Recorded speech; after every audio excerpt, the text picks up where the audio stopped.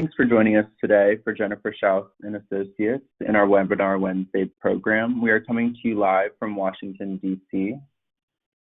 Our webinars are every Wednesday and are provided complimentary. They're recorded and can be downloaded from our website and YouTube channel, which now holds over 400 of our government contracting webinars. In the interest of time, we do not take questions, so if you have questions for our speaker, we will have his information on the last slide of the presentation today. A special thanks to our educational sponsor, the National Veterans Small Business Coalition, for making these webinars possible. The NVSBC is the largest nonprofit trade association for veterans. Please visit their website for more information. Okay, and now a little bit about us. We work with U.S. federal government contractors, including product, service, and software firms.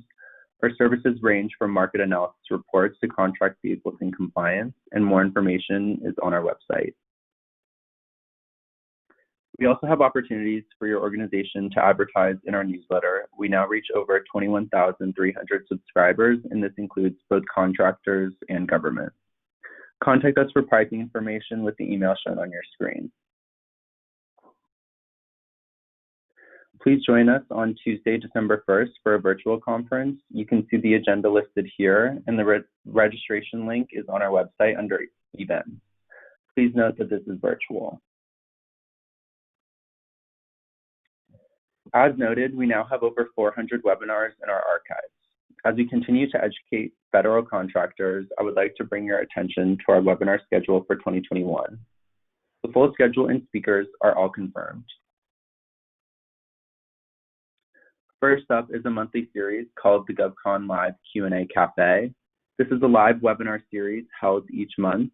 These will take place on the second Friday of each month in 2021 at 12 p.m. Eastern. We have assembled a group of 4 panelists who are subject matter experts on a specific federal contracting topic. The panelists will make a short presentation about the topics listed here on your screen and then take your live questions about that topic. So for example, January will kick off with our panelists covering CMMC on Friday, January 8th. Our panelists include attorneys, consultants, and other industry professionals, and you can sign up on our website under the Q&A Cafe tab. Sponsorships are available. Please email hello@jenniferschaus.com for a media kit with pricing details. Okay, and in our second webinar series in 2021, we will be covering each part of the DFARS, or Defense Federal Acquisition Regulations. Similar to our current FAR series, this will be a weekly series dedicated to defense contracting, its rules, and specific regulations. This series is complimentary and will be held on Wednesdays at 12 p.m. Eastern. We will run through the parts of the, sorry about that, one second. We will run through the parts sequentially, which means that we will start the year with DFARS Part 201 and finish with Part 252 at the end of the year. You can sign up on our website under the DFAR tab, and again, sponsorships are available. Please email hello@jenniferschaus.com for a media kit with pricing details. Okay, now to introduce our speaker, Michael Gallo. Welcome, Michael. We are glad to have you here with us today, and I'll turn the floor over to you. Thank you, Hunter. Go ahead and advance to the next slide. Yeah, right there. Perfect. Thank you. So today in government contracting, companies that do not win a contract generally have a right to protest with the General Accountability Office. Now, the results of many of those protests, both wins and losses, are publicly posted on GAO's websites. Protest attorneys aren't the only professionals that can benefit from reviewing these GAO protests. In today's presentation, I'll highlight some valuable pricing insights and pricing lessons that pricing professionals can learn from reviewing GAO protests, and I'll highlight several selected protests from this year's set. Before we begin this presentation today, let me state that I am not an attorney, and this presentation is not intended to provide any legal advice. Next slide. So as a government contracts pricing professional, there's a lot of great information that you can gain and insights that you can learn from reviewing GAO protests. And I've listed some of the kinds of common information you can learn as you review the various GAO protests. Most often we can learn both the winning price and the protester's losing price, which is very helpful if this particular contract comes up for a future recompete. The gap between the winning and losing price can also help us understand how much more or how much less a government agency is willing to pay for superior technical merit or slightly less merit on a given contract. Many protests also document some of the methods the evaluators use to determine whether bidder prices were too high or too low.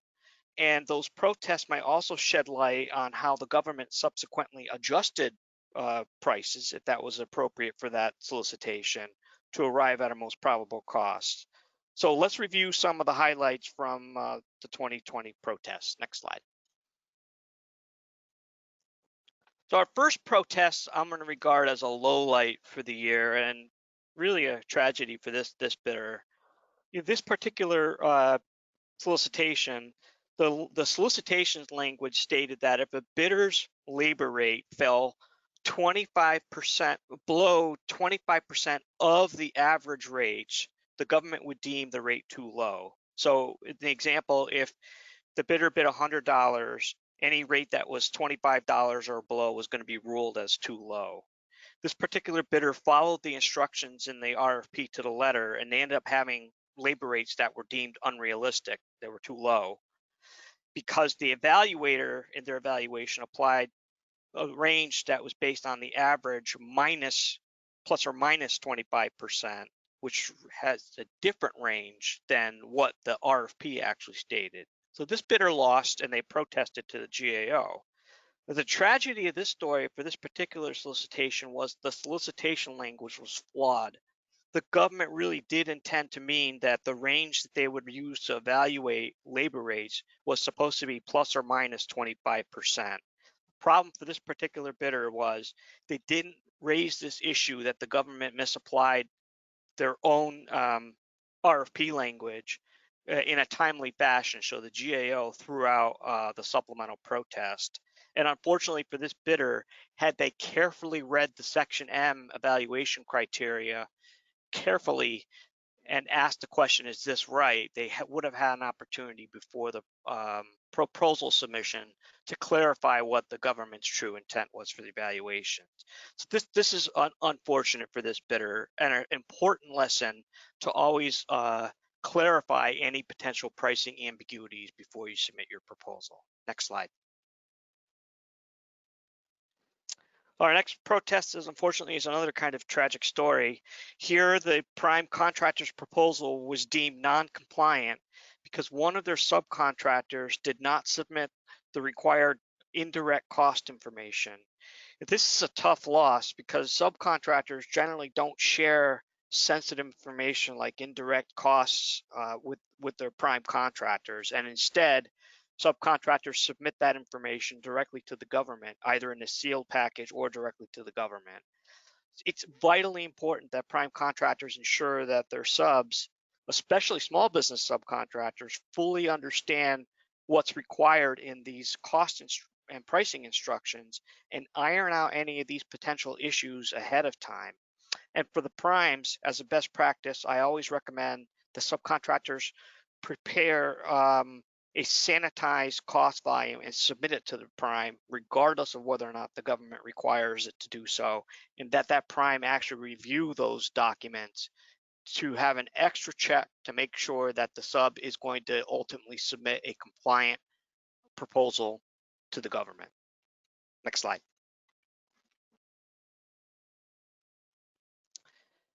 Our next case is an example of reviewing GAO protests to help us refine our understanding of government rules and how important it is to carefully review the language in the solicitation, including the language regarding how the government will evaluate prices. Here in this case, this protester complained that the winner's price was too low and that the government did not follow their own evaluation rules outlined in the solicitation by not performing a price realism analysis. And here the protester is asserting that had the government done this price realism analysis, they would have concluded that the winner's price was in fact too low and it would have introduced too much technical risk to justify an award to the winner. The problem for this particular solicitation is in the language in the RFP. The solicitation specifically stated that the government reserved the right to perform a realism analysis, meaning that they had the option to, but not the obligation to perform that analysis. And in this case, the GAO sided with the government and found that the government's evaluation, which did not include a price realism analysis, was consistent with the solicitation. And so the protester did not prevail in their protest. I think another lesson that can be drawn here is that the government doesn't oblige itself to perform any sort of realism analysis. If you don't see that language in the solicitation, you as a bidder should be preparing yourself for potentially for a price shootout with the competitors, because there's no threat of the lower price bidder getting removed from the competition for their price being too low. Next slide. This next protest is an example of what I like to call pricing gems. This protest was published with the pricing from multiple bidders and included a basic summary of the government's evaluation of their non-pricing factors. These protests are great for getting a better understanding of the potential spread in pricing of competitors when there are multiple bidders. And that's valuable information going forward. If the same sorts of players are going to be bidding for this agency on future contracts, you might have an idea of what the potential spread in pricing might be and see where you might land in that spread. I think it's also an important reminder that when you look at this data about making very good bid, no bid decisions. In this table, we can clearly see there were 3 bidders whose prices were competitive and had competitive technical scores. They had good scores. The rest of the bidders, I would say not so much. And kind of like a Texas Hold'em poker game, general on a 7-player table, there's only going to be 2 or 3 hands that really have a possible shot at winning the pot, and the rest of those players should fold. I think the same holds true of many of these competitions, and some of these bidders ultimately should have decided to no bid this particular solicitation. Next slide.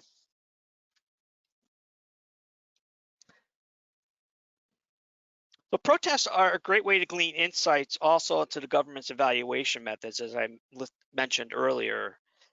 Here I've listed 5 examples of 2020 protests where in the write-up of the protest, there was some description of the government's pricing evaluation techniques that they followed. And I listed the specific area of pricing that the protest documented the evaluation of. So as an example, for the Forest Service protest case, the Forest Service used 2 different methods to evaluate initial and final proposed labor rates. In the initial evaluation, they took the average plus or minus 1 standard deviation of all the bidders' rates to establish what a reasonable range of rates were for both high and low. Then in the final evaluation for final revised rates, the government calculated an average plus or minus 2 standard deviations of the population of final rates to establish what was reasonable and what was realistic. So that's valuable information for at least this particular agency on how they're going about evaluating labor rates. I'll also mention on the list that I provided here, the Department of Justice protest actually had a couple of pricing strategy gems in it too. The DOJ protest provided some information on how the winner used retired staff that allowed them to avoid fringe benefits costs and lowered their total compensation costs, and they documented that in their total compensation plan.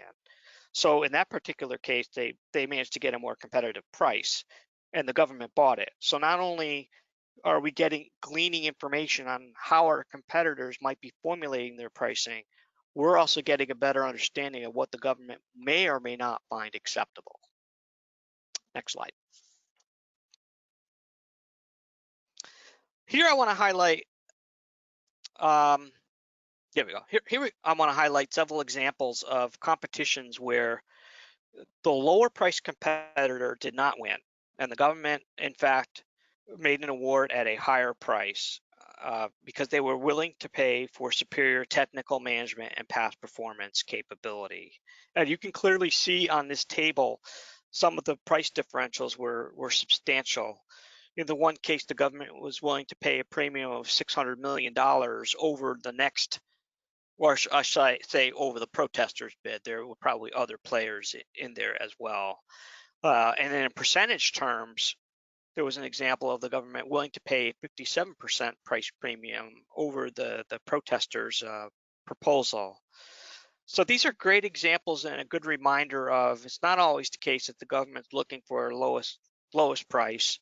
They are willing to pay when they think it's worth it. And I'll cite one language from the Transcom protest, where the government stated in their source selection, the government is willing to pay a price premium to capitalize on the strength of the winner's approach and to avoid the risk of unsuccessful performance due to the inability to hire and retain qualified personnel in over 50% of the labor categories. So there they were very concerned about low rates in several labor categories, making the other bidders plan unexecutable and introduce too much risk. And so the government was willing to pay a significant premium to buy down that risk.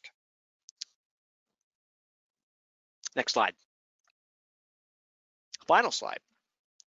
So in closing, I'd like to recommend you make GAO protest reviews a regular part of your pricing process. Ideally, you should conduct your protest research in the early stages of your business capture to help your capture team shape the best pricing strategies to use on your upcoming proposal.